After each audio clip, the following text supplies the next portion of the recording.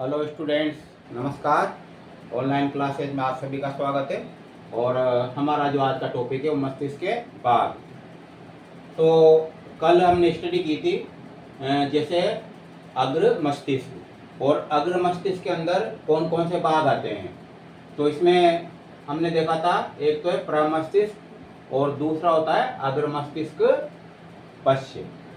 प्रमस्तिष्क को सेरिब्रम भी कहते हैं और अगर मस्तिष्क को जो है अगर मस्तिष्क पश्च को कहते हैं डायनसेफेलॉन।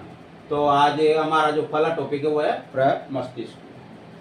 तो देखिए, प्रमस्तिष्क जो है ये मस्तिष्क का सबसे विकसित भाग होता है। याद रखिए, प्रमस्तिष्क जो होता है वह मस्तिष्क का सबसे अधिक विकसित भाग होता है। पहला टॉपिक चल रहा है मस्तिष्क।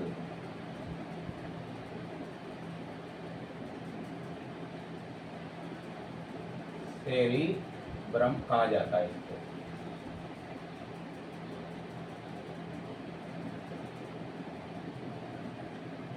तो देखिए, ये मानव मस्तिष्क, जो मानव मस्तिष्क होता है उसका सबसे विकसित भाग होता है। मनुष्य की या जो भी प्राणी है उनकी जितनी भी जैविक प्रक्रियाएं होती है वो किस पर आधारित होती है? प्रमस्तिष्क पर आधारित होती है। तो याद रखिए, इसमें पहले ये मस्तिष्क का क्या है? सर्वाधिक विकसित भाग है। और संपूर्ण मस्तिष्क का कितना? 80% भाग बनाता है।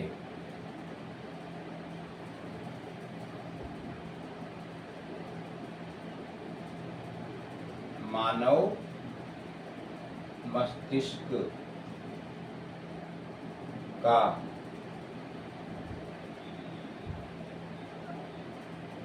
सर्वाधिक विकसित भाग होता है। और क्या बनाता है? संपूर्ण मस्तिष्क का 80% भाग। संपूर्ण मस्तिष्क का 80% भाग बनाता है। तो जो प्रमस्तिष्क होता है, तो प्रमस्तिष्क मस्तिष्क का सबसे महत्वपूर्ण भाग है और ये सर्वाधिक भाग बनाता है, लगभग 80% भाग बनाता है। और ये कहाँ पर? मस्तिष्क जो होता है उसके मध्य में स्थित होता है। तो देखिए, इस प्रकार से कल हमने स्टडी की थी। जैसे ये मस्तिष्क की सबसे बाहर की झिल्ली होती है,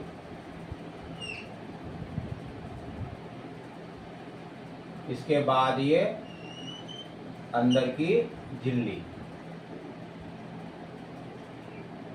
और ये सबसे अंदर की झिल्ली। ये पहले आपको बताया था ड्यूरामेटर है। क्या होती है? ड्यूरामेटर। ये होती है एरेकनाइड, और ये होती है पायामेटर। तो अगर शॉर्ट में याद रखें तो डेफ के रूप में याद रख सकते हैं। यूं याद नहीं रखें कि बाहर कौन सी है, तो याद रखिए डेफ, ये ड्यूरामेटर, एरेकनाइड और पायामेटर। तो ये इस प्रकार से मस्तिष्क को चारों तरफ से घेरे रहती है।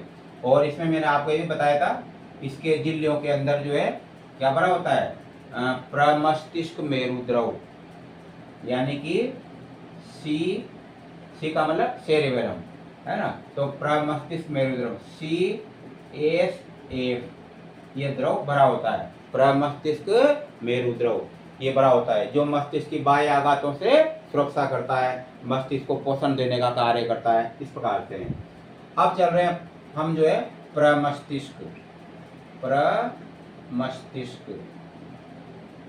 तो ये सर्वाधिक मस्तिष्क को घेरे रहता है। अब काय के रूप में वलन पाए जाते हैं इसके, इस टाइप के वलन आपने कई डायग्राम देखे होंगे। इस प्रकार से इसके वलन पाए जाते हैं।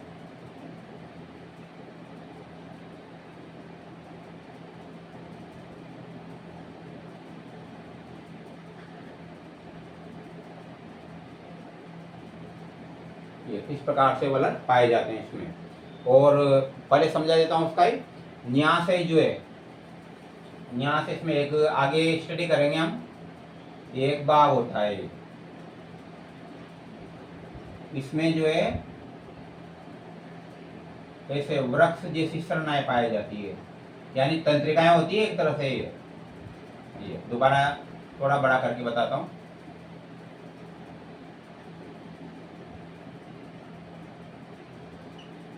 इसमें वृक्ष जैसी संरचनाएं पाई जाती है।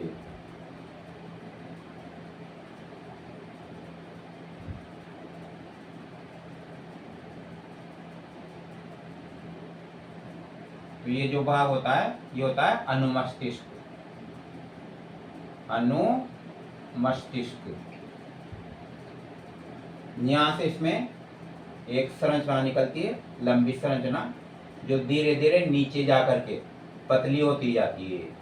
नीचे जाकर के पतली होकर के अपनी जो गर्दन वाला भाग है उससे निकल करके जो रीढ़ की हड्डी है, रीढ़ की हड्डी में प्रवेश कर जाती है। तो यहाँ पर जो अपेक्षाकृत जो भाग दिख रहा है ना अनुमस्तिष्क के बाद इससे संयोजित हुआ, ये मेडुला आम्ला गेटा कहलाता है। मेडुला आम्ला गेटा, मेडुला आम्ला गेटा कहलाता है। और इसका जो नीचे का जो भाग है जो पतला होता जाता है ये कहलाता है मेरु रज्जु। मेरु रज्जु। ये तो मेन पार्ट याद रखना है आपको। तो इसमें ये वलन पाए जाते हैं। तो पूरा पूरा क्या है, ये प्रमस्तिष्क है।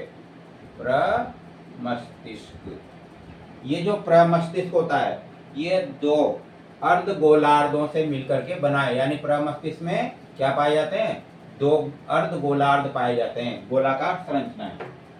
यानी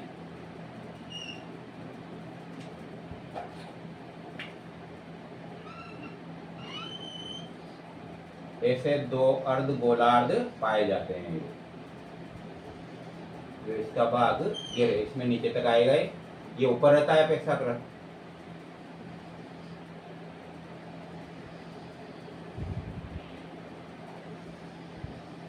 ये दोनों क्या कहलाते हैं, प्रमस्तिष्क गोलार्ध।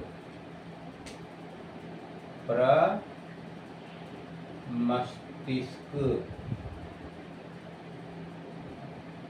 गोलार्ध कहलाते हैं। तो मानव के मस्तिष्क में क्या पाए जाते हैं, दो अर्धगोलार्ध पाए जाते हैं ये। और इसमें इस प्रकार से वलन पाए जाते हैं। कहीं आपने डायग्राम देखा होगा तो पूरे मस्तिष्क में ऐसे वलन पाए जाते हैं। मस्तिष्क की सबसे जटिल संरचना होती है। और मस्तिष्क का जो डॉक्टर होता है ना, तंत्रिका मस्तिष्क का जो डॉक्टर, वो क्या कहलाता है, न्यूरोलॉजिस्ट कहलाता है। और इसका जो चीरफाड़ करने वाला जो शल्य चिकित्सा करता है, ऑपरेशन करता है, वह क्या कहलाता है, न्यूरोसर्जन कहलाता है। तो मस्तिष्क की जटिल संरचना होती है। अब देखते हैं इसमें आगे प्रमस्तिष्क के ऊपर चल रहे अपन। तो ये याद रखिए, प्रमस्तिष्क किससे मिलकर बना होता है, दो अर्धगोलार्धों से मिलकर के बना होता है। और ये मस्तिष्क का सबसे सर्वाधिक विकसित भाग होता है। तो इसमें एक और देखिए, ये दो अभी इसमें आपने देखा था मस्तिष्क में ये जो दो अर्धगोलार्ध पाए जाते हैं ये, तो ये एक बीच में एक इनमें एक पट्टी पाई जाती है, तो उस पट्टी से जुड़े रहते हैं ये। सबसे महत्वपूर्ण याद रखना कि जो दो अर्धगोलार्ध मस्तिष्क के, ये मस्तिष्क के दो किससे जुड़े रहते हैं, ये एक पट्टी पाई जाती है जिसका नाम है कार्पस कैलोसम। ये जो पट्टी दिखाई दे रही है ना आपको बीच में, ये पट्टी जो दिखाई देती है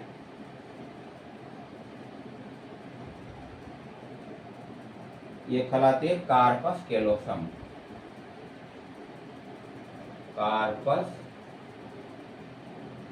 कैलोसम।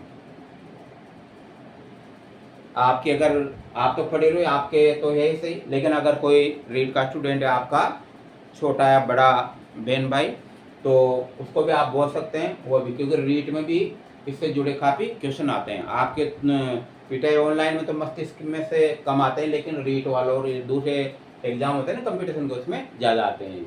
तो कार्पस केलोसम, दोनों अर्धगोलार्ध जो है कार्पस केलोसम नामक पट्टी से जुड़े रहते हैं, याद रखना। अब इसके कार्य जो मेन है ना, मैं बोलूंगा, आप चाहो तो उतार सकते हो। तो कार्य में प्रमस्तिष्क, किसके कार्य? प्रमस्तिष्क के,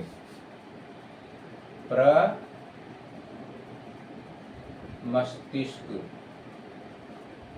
के कार्य, यानी प्रमस्तिष्क जो है ना, किसके लिए जाना जाता है? तो सर्वाधिक कार्य देखा जाए तो किसके? प्रमस्तिष्क से। मैं आज बोल रहा हूँ, सोचना, समझना, जैसे देखना, सुनना, सूंघना, ये जितनी भी क्रियाएं होती है वो सब कौन करता है? ये प्रमस्तिष्क करता है, यानी इनको नियंत्रित करता है। तो एक बार फिर मैं बोल रहा हूँ, प्रमस्तिष्क का जो प्रमुख कार्य होता है, तो ये क्या होता है? सोचना, समझना, विश्लेषण, तर्क शक्ति, याददाश्त, गंध ज्ञान आदि इसके कार्य। इसके अलावा नेत्र और कान और नाक से आने वाली जो है ना सूचनाओं को ये ग्रहण करता है। इसी के कारण हम देख पाते हैं, इसी के कारण हम सुन पाते हैं। और इसे, हालांकि एक और है, अनुमस्तिष्क जो है ना, मतलब कान से जाने वाली तंत्रिकाएं अनुमस्तिष्क में भी जाती है, तो वह भी नियंत्रण, वह पेशीय गति को नियंत्रित करता है।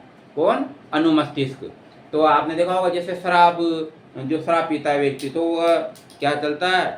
तो लहराता हुआ या लड़खड़ाता हुआ चलता है। तो अनुमस्तिष्क जो होता है ना, उसमें जाने वाली जो पेशियां हैं उसको नियंत्रित नहीं कर पाती है, तो अनुमस्तिष्क प्रभावित होता है ज़्यादातर, है ना। तो और सुनने की जो क्षमता है वो धीरे धीरे कम हो जाती है। इसका मतलब क्या है? ये प्रमस्तिष्क भी प्रभावित होता है। तो वाइन पीने वाले में सुनने की क्षमता कम होती जाती है। दूसरा, उसमें जो है ना चलने की जो क्षमता है, कितना है बैलेंस बना के चले वो, लेकिन नहीं चल पाएगा वो, क्योंकि पेशियों पर नियंत्रण नहीं रह पाता। किसका? अनुमस्तिष्क का। तो दूसरा, कई बार आपने देखा होगा, सिर में चोट लग जाती है, तो सिर में चोट लग जाती है तो पहला क्या है, क्या बोलते हैं? याददाश्त होगी। तो याददाश्त के कारण प्रमस्तिष्क प्रभावित होता है। जो चोट का पहला जो असर होता है ना, वो क्या होता है? प्रमस्तिष्क पे होता है। तो एक्सीडेंट जो होता है, और उसमें आपने को हेलमेट लगाना चाहिए। तो सबसे ज़्यादा जो प्रभावित भाग है वो प्रमस्तिष्क होता है। आज हम सोच रहे हैं, आप मतलब स्टडी कर रहे हो, बोल रहे हैं, चल रहे हैं, मतलब जो भी क्रियाएं कर रहे हैं वो सब किसके कारण कर रहे हैं? प्रमस्तिष्क के कारण कर रहे हैं। तो नेत्र, कान और नाक से आने वाली सूचनाओं को ग्रहण करता है। एक और याद रखिए, प्रमस्तिष्क को क्या कहते हैं? परमानेंट मेमोरी भी कहते हैं, याद रखना। प्रमस्तिष्क को क्या कहते हैं? परमानेंट मेमोरी भी कहा जाता है। इसके बाद चलते हैं, ये जो आपने देखा होगा घ्राण मस्तिष्क होता है, वो किसमें है? वो ये इसी का भाग है, प्रमस्तिष्क का। तो इसमें महत्वपूर्ण है कि जुकाम, आपने देखा होगा जब जुकाम हो जाता है, तो जुकाम आ जाता है तो उससे जो श्लेष्मा निकलता है, कहते हैं जैसे नाक बहती है, तो नाक बहती है तो जो द्रव बाहर निकलता है वो कहाँ से आता है? अभी तक सोच रहे हैं जैसे कप के रूप में श्वास नली से आता है, लेकिन ऐसा नहीं है। वह घ्राण जो पिंड होते हैं ना, उनसे आता है। वो जो श्लेष्मा स्रावित होता है, नाक के द्वारा बाहर निकलता है, तो घ्राण पिंडों के द्वारा स्रावित होता है। और जुकाम के समय फिर क्या है? गंध नहीं हो पाती, तो ये भाग ही प्रभावित होता है। कौन सा? घ्राण मस्तिष्क अर्थात प्रमस्तिष्क प्रभावित होता है। और इसमें महत्वपूर्ण जो चीज है तो वो है कि घ्राण मस्तिष्क जो है, घ्राण पिंड होते हैं, उनको घेरने वाले संरचनाएं पाई जाती है, जिसको आर्किपेलियम और नियोपेलियम कहते हैं। ये देखा जाए तो ये मतलब जो नीट यानी पीएमटी होती थी ना, नीट टाइप के, तो उसमें क्वेश्चन आते थे इसके। तो दो चीजें याद रखने हैं, घ्राण मस्तिष्क को घेरने वाले आर्किपेलियम एवं नियोपेलियम इसी भाग में पाए जाते हैं। कौन कौन से? आर्किपेलियम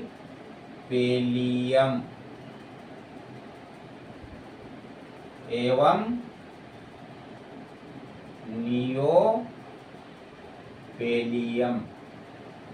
नियोपेलियम। तो एक बार फिर देखिए, घ्राण मस्तिष्क को घेरने वाले आर्किपेलियम एवं नियोपेलियम इसी भाग में पाए जाते हैं। इसके बाद आगे बढ़ते हैं। इसमें आपने देखा होगा मस्तिष्क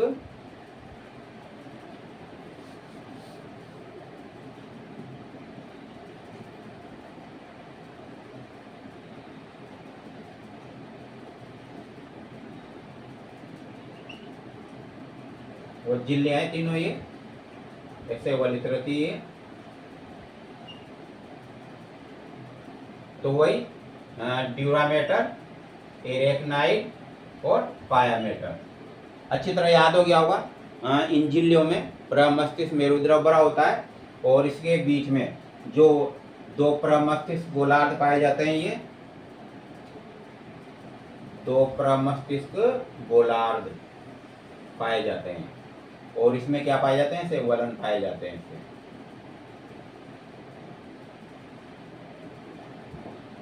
देखिए, तो ये जो प्रमस्तिष्क होता है, इसमें दो प्रकार के द्रव पाए जाते हैं।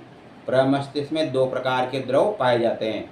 तो इसमें जो बाहर की तरफ रहता है प्रमस्तिष्क जो है ना, इसमें बाहर की तरफ जो पाया जाएगा, ये बाहर की तरफ पाया जाएगा। इसमें अपेक्षा का जो भाग बचेंगे ना, तो बाहर की तरफ पाया जाता है जो द्रव, वो क्या कहलाता है? दूसर द्रव्य। क्या कहलाता है? दूसर द्रव्य। याद रखना अच्छी तरह से, दूसर द्रव्य। और जो अंदर पाया जाता है, ये अंदर पाया जाता है, वो क्या कहलाता है? श्वेत द्रव्य। अंदर पाया जाता है जो श्वेत द्रव्य। तो अच्छी तरह दिमाग फिट कर लो कि प्रमस्तिष्क का जो निर्माण है वो दो प्रकार के द्रव्यों से होता है। यानी प्रमस्तिष्क का जो बाहरी भाग है वो तो दूसर द्रव्य का बना होता है, और अंदर का जो भाग है वो किसका बना होता है? श्वेत द्रव्य का बना होता है। अच्छी तरह फिट कर लेना दिमाग में। यूं भी बोल सकते हैं, प्रमस्तिष्क में जो द्रव पाए जाते हैं वो दो प्रकार के, दूसर द्रव्य तो बाहर की तरफ और श्वेत द्रव्य क्या होता है? अंदर की तरफ। उम्र बढ़ने के साथ साथ दोनों द्रव्यों की मात्रा में कमी आती है। इसलिए आपने देखा होगा वृद्ध व्यक्ति में सारी सोचने समझने की सारी क्रियाएं क्या हो जाती है? धीमी होती जाती है। तो इन द्रव्यों के कारण होती है, श्वेत द्रव्य और दूसर द्रव्य के कारण। और इसके बाद आगे बढ़ते हैं। तो जो प्रमस्तिष्क है, ये आपके चित्र समझ में आ गया होगा। अब दूसरा भाग चल रहे हैं, इसका नाम है अग्रमस्तिष्क पश्य।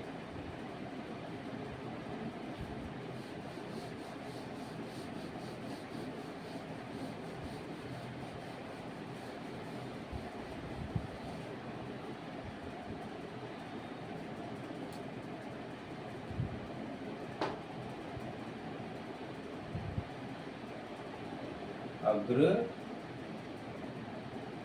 मस्तिष्क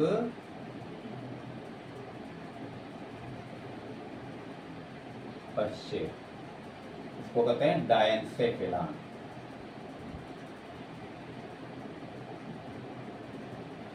सेफेलॉन।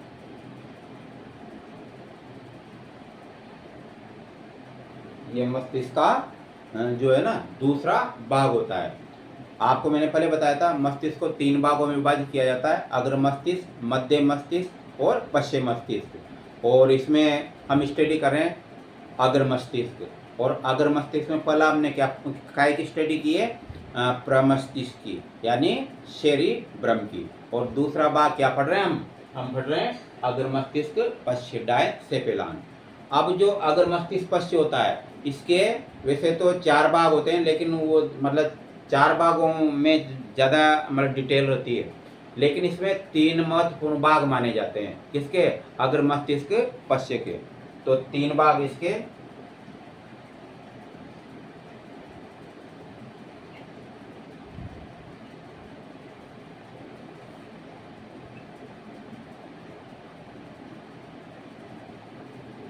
एक होता है अधिचेतक, अधिचेतक, जिसको कहते हैं एपिथेलेमस, एपिथेलेमस,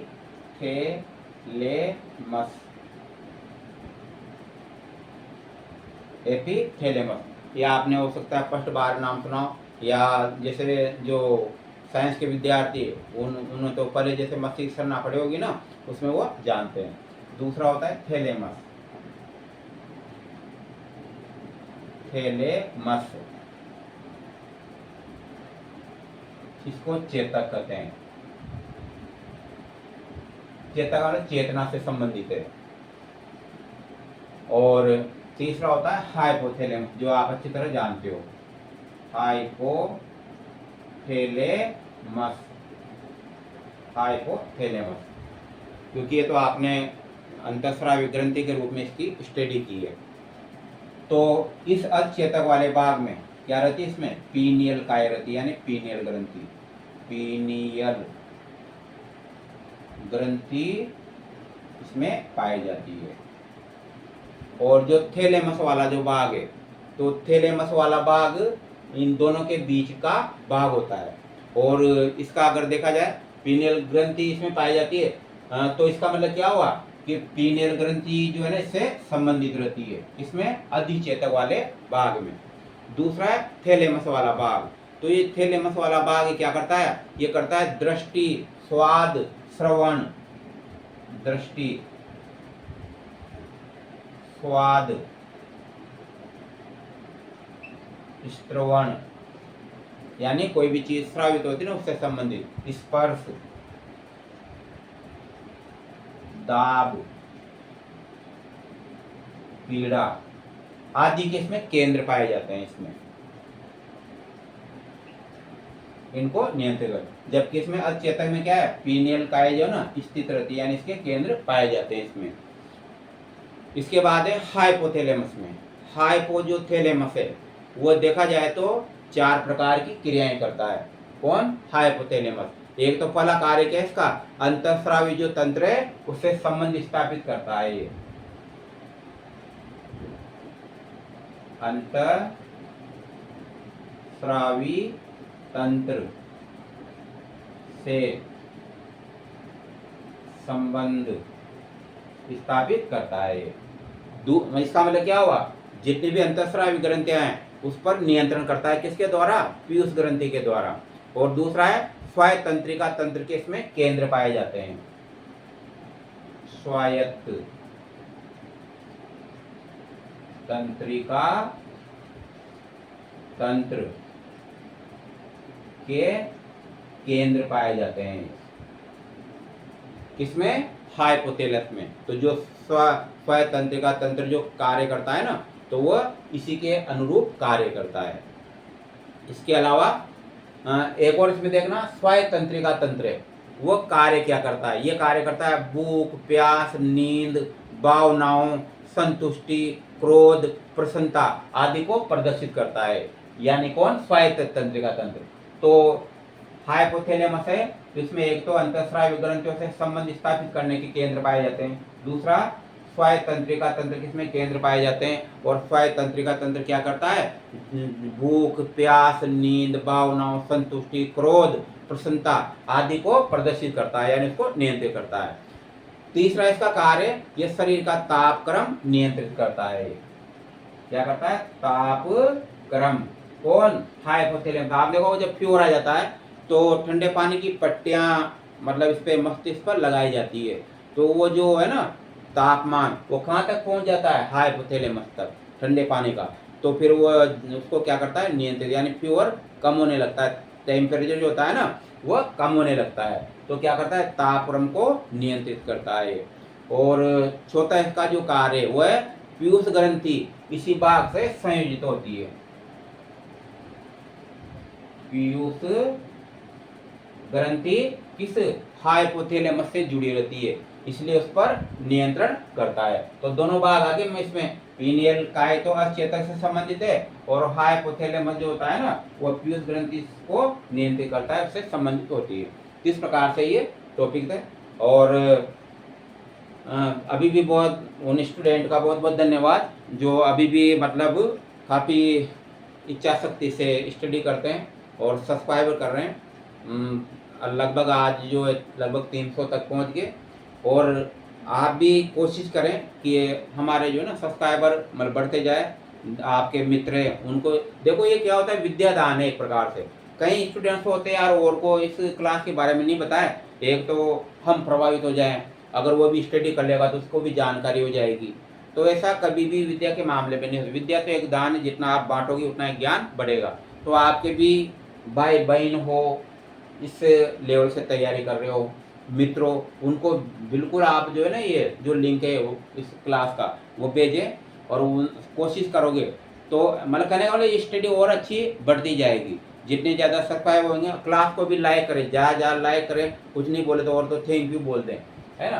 तो इससे हमारी जो क्लास की जो एक रूपता है वो बनी रहती है। तो इस प्रकार से तो एक बार फिर करना चाहूँगा, ज़्यादा से ज़्यादा लाइक करें क्लास को और सब्सक्राइबर करें और कराएं, तो ये क्लास और अच्छी चलती रहेगी। बाकी कल स्टडी करेंगे।